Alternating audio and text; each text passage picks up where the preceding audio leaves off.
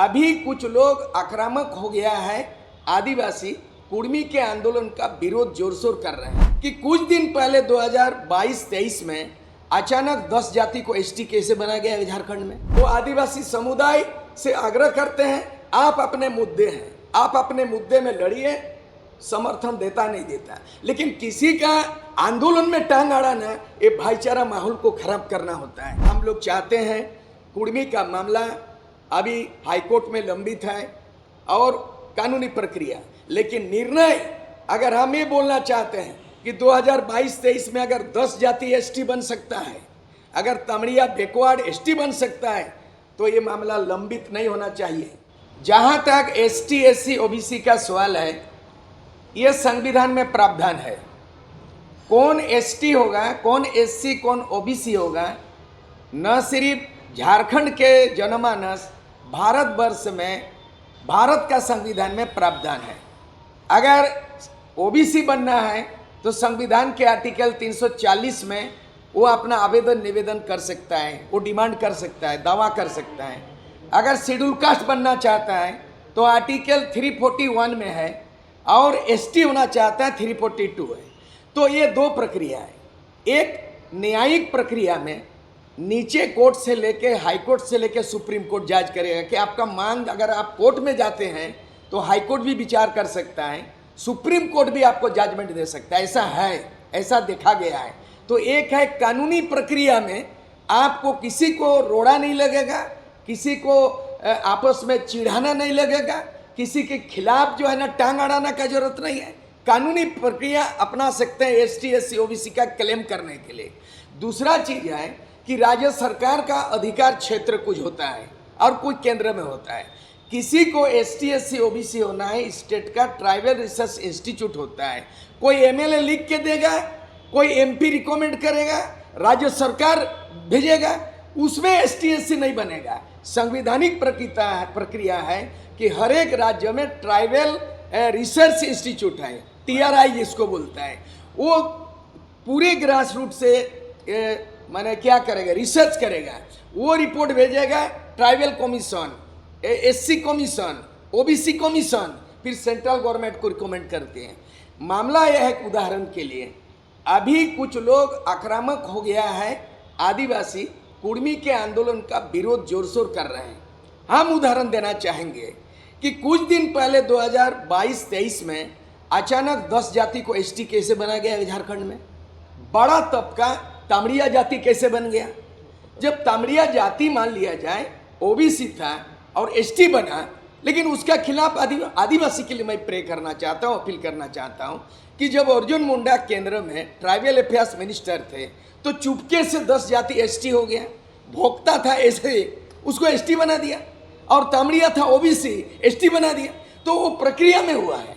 लेकिन आज भी अगर कोई कुर्मी दावा करता है, किसी का संविधान में मौलिक अधिकार दावा करता है, रेल रोकता है, रास्ता रोकता है, धरना करता है, मेमोरेंडम देता है, वो बिल्कुल वो हर एक नागरिकों को अधिकार है।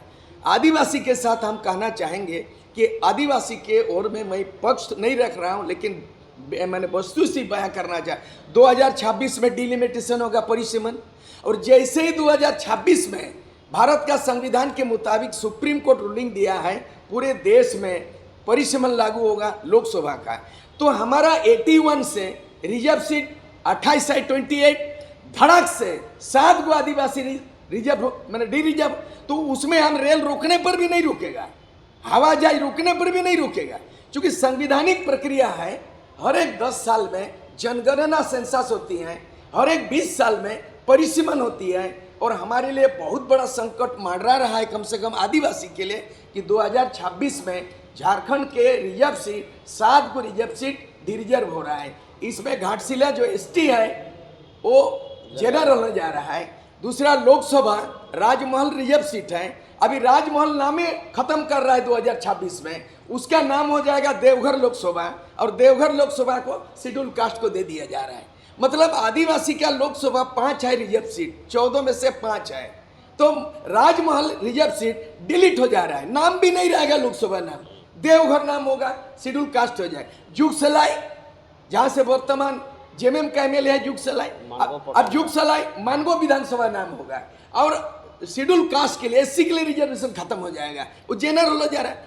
तो ये सामने में जो खतरा मंडरा रहा है, आदिवासी का अस्तित्व खतरे में पड़ गया कि आदिवासी जब सेंसस हो जाएगा, आज हम 26% है, लेकिन 2021 को अगर सेंसस होता अनुमानित, आज आदिवासी का संख्या 21% हो गया।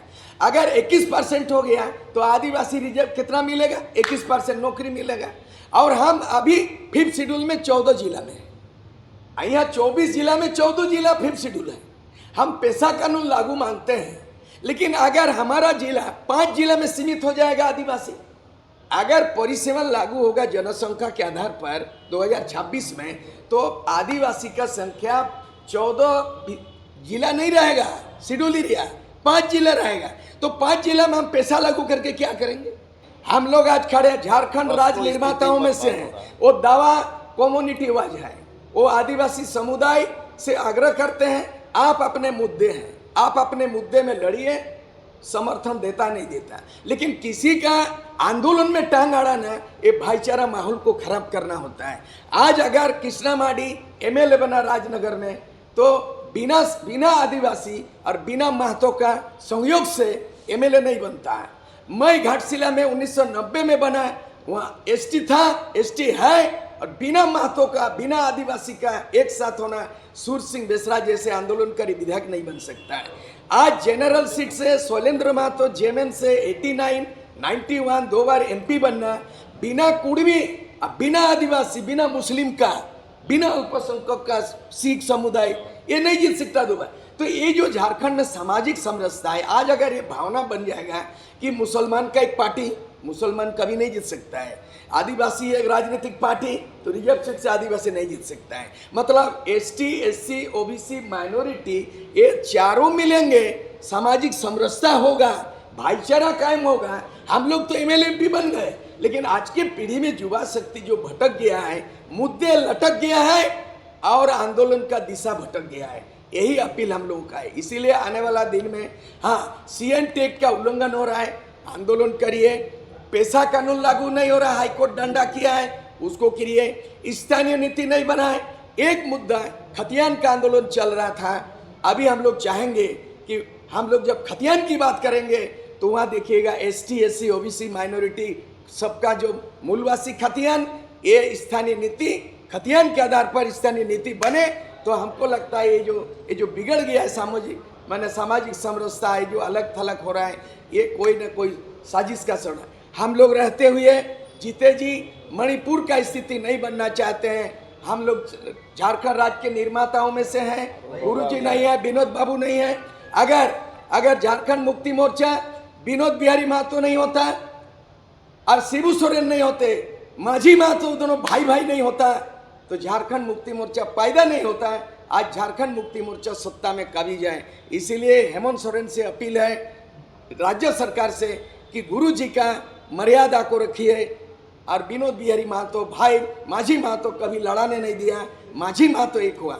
निर्मल महतो बलिदान नहीं देता तो आजसू उग्र नहीं होता, और निर्मल महतो को बलिदान के बाद उग्र आंदोलन जेएमएम से आजसू अलग होना कोई बहुत बड़ा लड़ाई का नहीं था, बल्कि वो आंदोलन का मामला था। और निर्मल महतो शहादत नहीं देते, आजसू उग्र आंदोलन नहीं करता 72 घंटा, और शायद दिल्ली वार्ता नहीं होता।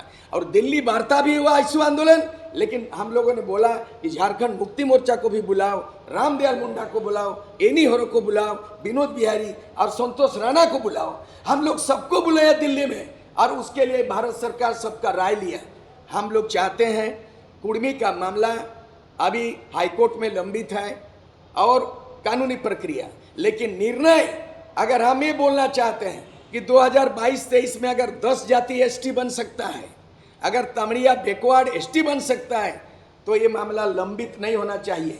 कुर्मी को न्याय कोई आदिवासी विरोध से नहीं रुकेगा और हम लोग समर्थन से भी नहीं बनेगा, वो संवैधानिक प्रक्रिया से बने। इसलिए केंद्र सरकार इसको न्याय दे, हाँ या ना में दे, आपस में लड़ाने का मौका ना मिले। राज्य सरकार विधि व्यवस्था कंट्रोल करती है, डीसी एसपी कंट्रोल करती हैं, तो एक बार अगर सामाजिक समरसता बिगड़ जाएगा। हजारों लोग बलिदान दिए हैं मणिपुर में, आदिवासी में लड़ मर गया, ऐसा नौबत होने नहीं देंगे। झारखंड में राज्य सरकार का उत्तरदायित्व बनता है।